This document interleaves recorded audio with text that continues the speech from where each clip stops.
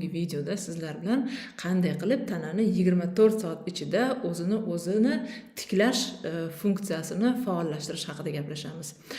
Undan oldin keling nima uchun bu mavzu yaralganini va kun tartibiga kelib tushganini ko'rib chiqadigan bo'lsak, bugungi kunda O'zbekistonda juda ham dolzarb bo'lib turgan masala yurak qon tomir kasalliklarini ko'payganligida, oshqozon ichak sistemasidagi kasalliklarni ko'payganligida va psixosomatik kasalliklarni, autoimmun kasalliklari kun tartibiga chiqqan va bu dolzarb masala bo'lib qolmoqda. Buni sabablarini har xil qilib ko'rsatishimiz mumkin. Ekologiya deyishimiz mumkin, yegan ichganimizni sifati yo'q deyishimiz mumkin. Hamma narsaga gormonlar aralashib ketdi, gormonlarsiz yegan narsamiz qolmadi deyishingiz mumkin, lekin siz bilan bugun balkim nazaringizdan qochirgan narsalaringizni ko'rib chiqamiz. Demak, ekronga yaqinroq keling. Bu video sizga foydali va manfaatli bo'ladi. Albatta, uni oxirigacha ko'rishingizni tavsiya etaman. Demak, nima uchun bugun shifoxonalar to'lib ketgan, nima uchun bugungi kunda allergiya degan narsalar urchigan, nima uchun autoimmun kasalliklar har qachongidan ham ko'proq. Umuman autoimmun kasalliklar haqida aytadigan bo'lsak, o'rtoqlar, bu kasalliklarni yaxshi tarafi ham bor, yaxshi emas tarafi ham bor.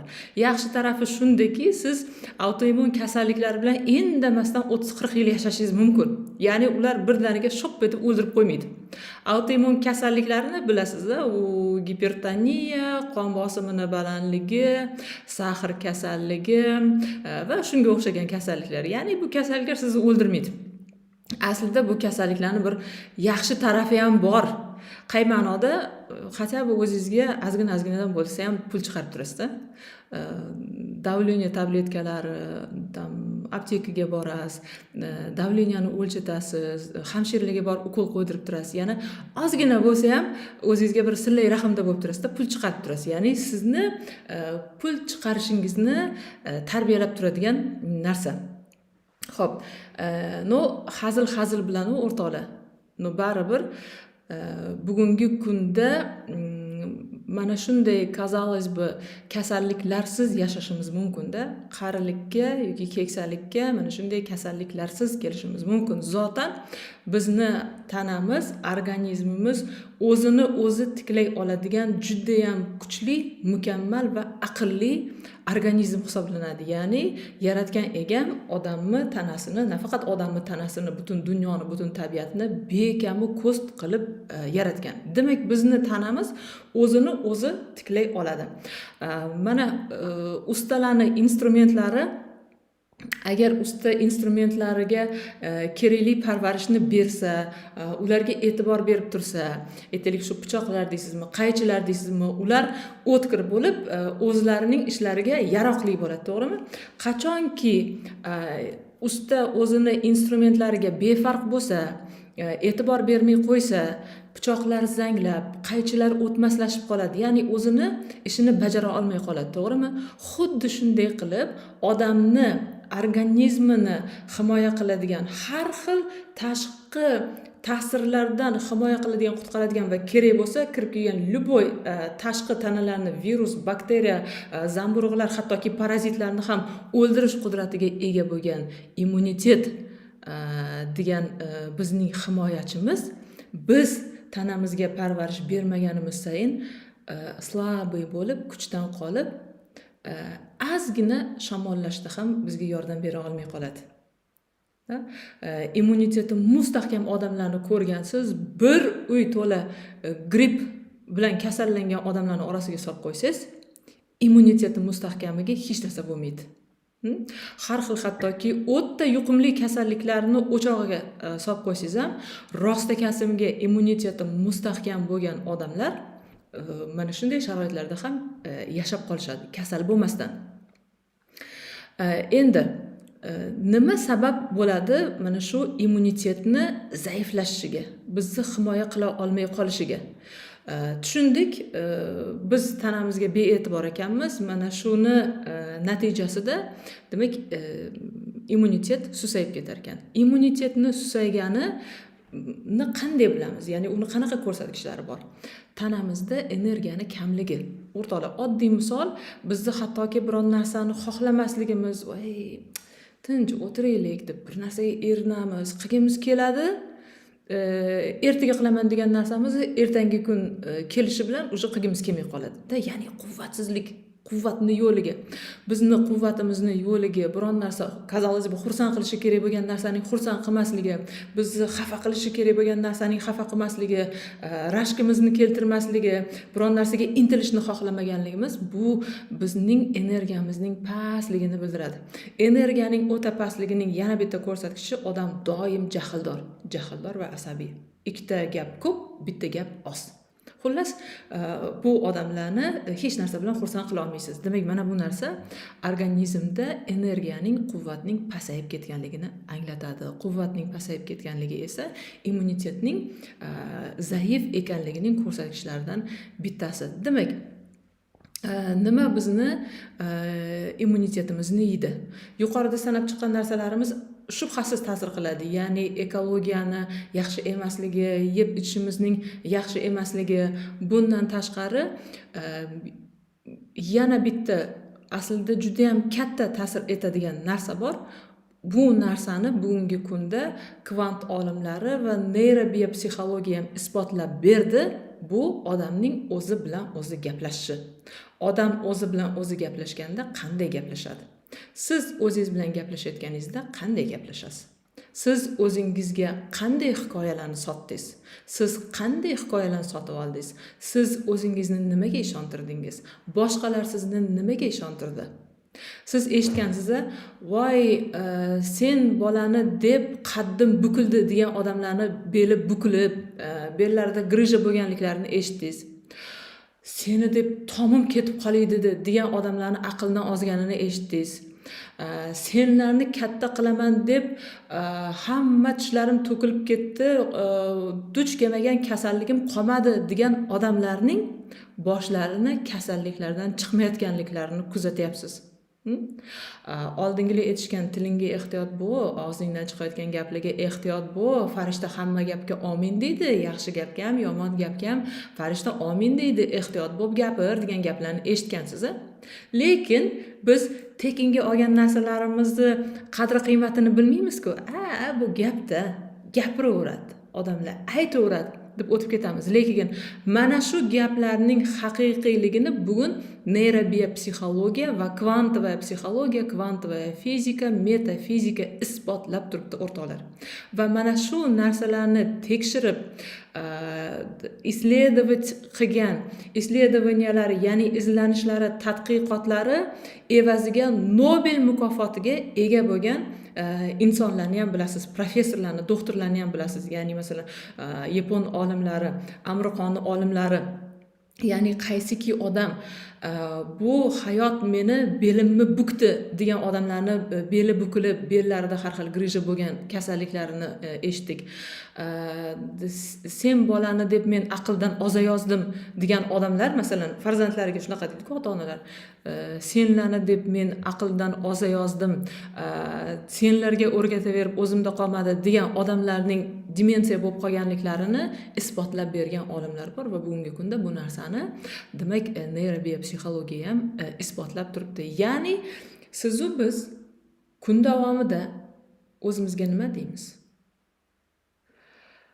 Shuda endi 40 ga yetgandan keyin endi tamom ketdi, xotira ham yo'q deysiz-ku. Nimaga hayronsiz?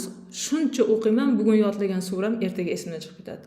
Taqal qilib bir hafta yodlayman, bir hafta o'tar o'tmas esimdan chiqib ketadi. Nimaga hayronsiz?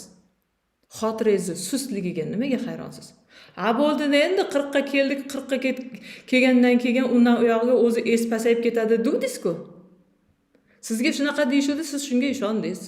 Shunga o'zingizni ko'ndirdingiz, shu narsani sotib oldingiz, o'zingizga sotdingiz shu narsani, pul to'lab sotib oldingiz shu narsani. Yana nimaga hayronsiz bugun? Bu gapni eshitib davleniyalarim oshib ketdi. Deysizlar, davleniyasi yo'q odamlar ham. Nimaga hayronsiz? Gipertoniya, qon bosimini baland bo'lishiga yoki bo'lmasam sen bolani deb xavotirlanib, yuragim gupullab, yuragim taka-puka bo'lib o'tiraman deysizlar-ku. Nimaga hayronsiz? har xil yurak og'riqlariga. Bugun O'zbekistonda ro'yxatni boshida turgan narsa yurak qon tomirini kasalliklari va oshqozon va oshqozon osti bezlarining kasalliklari ekan. Oshqozon va ovqat hazm qilish sistemasi bu meditsina tilida почти что ikkinchi miya deyishadi. Oshqozonni, ovqat hazm qilish sistemasini ikkinchi miya deyishadi. Mana oddiy misol, qayergadir borgingiz kelmay, bir narsani ko'nglingiz sezib tursangiz yoki bir narsadan qo'rqib turganingizda ichaklaringiz burab og'rib qoladi-yu, ichingiz qanaqadir ichim yomon bo'lib ketdi deysiz-ku. Nimaga shunday? Chunki intuitsiya именно o'sha oshqozon, ichak, ya'ni qorin atrofida yashaydi. Солнечное сплетение deb eshitgan bo'lsangiz kerak, kindikdan 4 barmoq tepada. Ya'ni sizni intuitsiyangiz o'sha oshqozon, ichak sistemasida yashaydi. Yana qanaqa gaplarni o'zingizga aytasiz? Hozir videoni mana shu yerda stopga qo'yingda, pauzaga qo'yingda, bir o'ylab ko'ring. Yana nima deysiz o'zingizga? Ha, endi shuda 70 ga borgandan keyin endi uje suyaklar ham ishdan chiqadi, bel ham ishdan chiqadi, miya ham uje не то, xotira ham uje не то deysizmi? Yoki bo'lmasam atrofdagilaringizdan nima gap eshitgansiz? Hozir videoni pauzaga qo'yingda, izohlarda yozing. Kattalarning nima degan gapini eshitgansiz? Hoy bola, ehtiyot bo'l. 40 ga bormay belingdan ketasan, oyog'ingdan ketasan, oyog'ing ishlamay qoladi, miyang ishlamay qoladi degan gaplarni eshitib o'sdingizmi? Yana qanaqa gaplarni eshitgansiz? Yozing hozir. Keyin yozib bo'lganingizdan keyin videoni davom ettirasiz. Men esa sizlar bilan bu mavzuni yana boshqa taraflarini ochib berishga harakat qilaman. Demak, bizni o'zimiz bilan gaplashishimiz, o'zimizni so'zlar bilan dasturlovchi bir narsa ekan. Ya'ni biz o'zimizni sog'lig'imizni, o'zimizni aytaylik moliyaviy sharoitimizni, baxtimizni, taxtimizni, kasbimizni, korimizni, hayot va taqdirimizni imенно so'zlar bilan dasturlaymiz, o'rtoqlar. Siz nima desangiz o'shasiz, siz nima yesangiz o'shasiz. Siz dunyoga o'zingizni qanday taqdim etsangiz shundaysiz. Ha, men endi bir o'rtamiyona odamman-da, biz endi juda sizga o'xshagan aqlli odam emasmiz deydi bir xillar. Va rostdan ham shunaqa bo'lib qolaverasiz. Balkim siz eng aqlli odamdirsiz va aytaylik 10 ta odamni ichiga kirsangiz, ana shu davradagi eng aqlli odam siz bo'lishingiz mumkin. Lekin siz endi men sizlarga o'xshagan bir aqlli emasman, biz endi bir qishloqda o'sganmiz desangiz, shunaqa bo'lib qolasiz. Hamma bilimlaringiz shartta yopilib, shunday bo'ladiki, o'sha davrada eng orqadagi odam siz bo'lib qolishingiz mumkin. Vaholanki, hammasidan oldin bo'lishingiz mumkin. O'zbeklarning bitta yaxshi naqli borda, ahmoq ahmoqligini og'zini ochib bildiradi degan. Odam jim o'tirsa, mana shu odam shunaqa bir viqorli odam ekan, juda bir aqlli odam ekan deymiz. U gapirmagan bo'lishi ham mumkin, og'zini ochmagan bo'lishi ham mumkin. Lekin og'zini ochib aqlini ko'rsatdimi, muncha bu mahmadona, muncha ko'p gapiradi, ja o'zini aqlli deb sanar ekan deb boshi baloga qoladimi? Qoladi. To'g'ri? Ana shunday o'rtoqlar.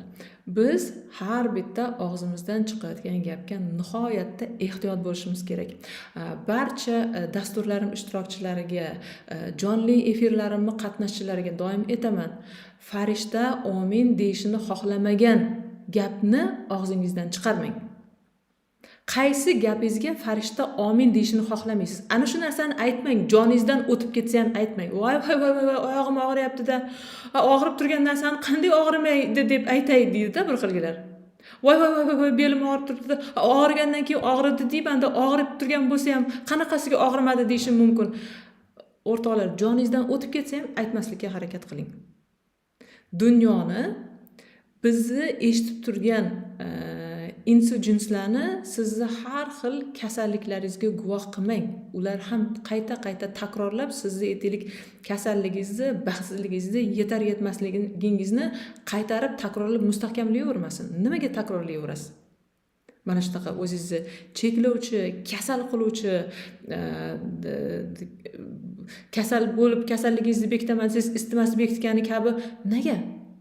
Ba'zan bo'ladiki, odamlar so'ramasa ham, boshqalar so'ramasa ham aytasiz. To'g'rimi? Aytmasangiz kamchiligingizni, muammoingizni, kasalliklaringizni hech kim bilmasligi mumkin edi. Lekin siz biz nima qilamiz? Shunday qilamizki, hattoki Xudoyim qiyomatda ham bekita olmaydigan qilib qo'yamizda. Xudoyimni ham shunaqa bir положениеga solamizki, даже qiyomatda Xudoyim ham bekita olmaydi-da biznikini. Chirt etib bitta bo'lmasa, yarimta odam ko'rgan yo eshitganda, to'g'rimi?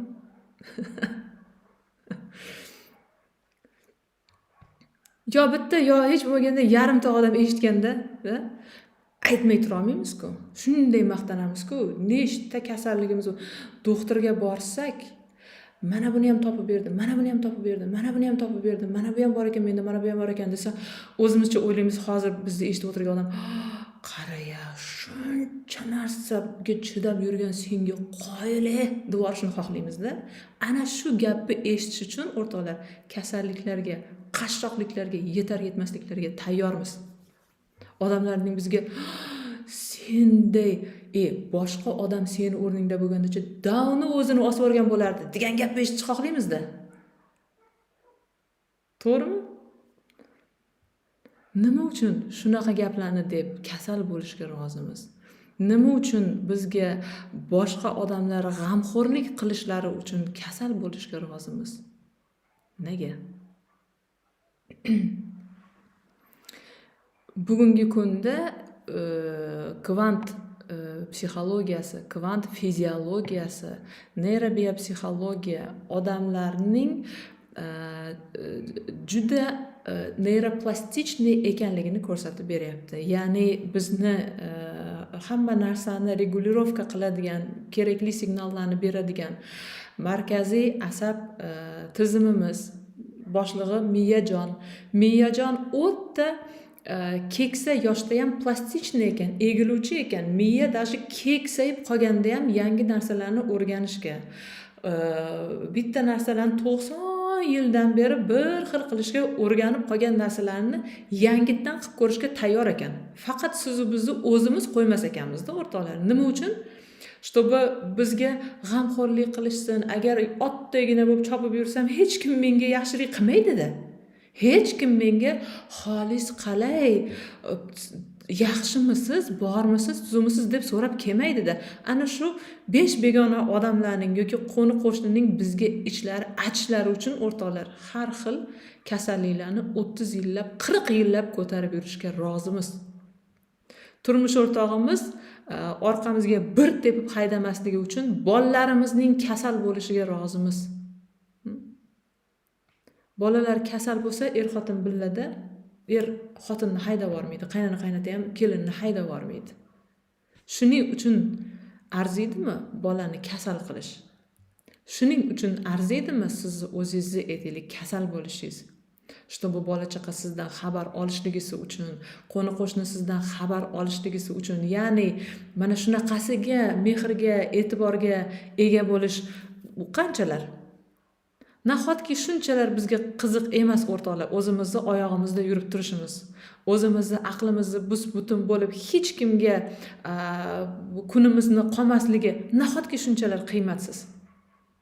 Nahotki boshqa odamlarning bizga achinishi bizni sog'lig'imizdan qiymatliroq va ustunroq.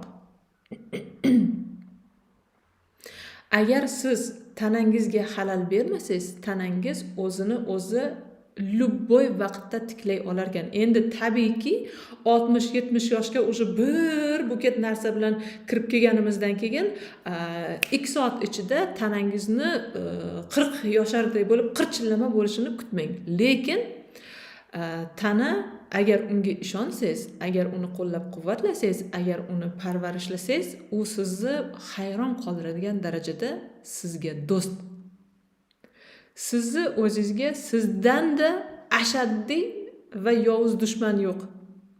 Aslida tana ham bizni do'stimiz, atrofimizdagilar ham bizni do'stimiz, bola chaqa ham do'stimiz, turmush o'rtog'imiz ham eng yaqin do'stimiz bo'lishi mumkin, eng yaqin dushmanimiz ham bo'lishi mumkin, ota-ona ham eng yaqin do'stingiz bo'lishi mumkin, eng ashaddiy dushmaningiz ham bo'lishi mumkin.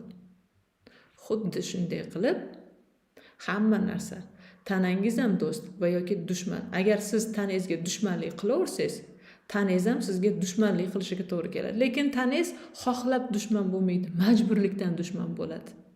Belingiz og'riydi, zreniya pasayadi, miya oldingidek ishlamaydi. Shu odam o'ziga qararmikin degan umidda. Lekin siz bizga uncha-bunchaga yetib kelmaydi. To'g'rimi? Bir bola bo'lib qolishimiz kerakda, pochkalarimizdan ayrilib qolishimiz kerakmi, matkamizdan ayrilib qolishimiz kerakmi? Ana shunda ham odam bo'lmaymiz. Shunda ham o'zi tiklayman deb harakat qilayotgan tanaga nima deymiz? Ha bo'ldi endi, 60 dan oshding. Nima? 40 yasharga o'xshab dirkillab yurmoqchimisan? deymiz. To'g'ri? Demak, o'rtoqlar, siz o'zingiz bilan gaplashishingiz va o'zingiz bilan gaplashayotganingizda nima deyishingiz nihoyatda muhim ekan. Biz juda ham ko'p keraksiz narsalarga ishontirilganmiz. Ya'ni o'sha 50 ga kirganingda har xil kasalliklar уже boshlanadi, 30 ga kirganingda уже boshlanadi, qariganingda mana shunaqa bo'lib qolasan, toming ketib qolishi mumkin degan gaplardan nihoyatda ehtiyot bo'laylik. Agar siz uchun kurashayotgan tanangizga ozgina bo'lsa-da yordam berishni xohlasangiz, o'zingiz bilan suhbatingizni to'g'irlang. Va hech narsa oson bo'lmagani kabi, hurmatli ishtirokchilar, bu ham hozir mana shu videoni eshityapsiz.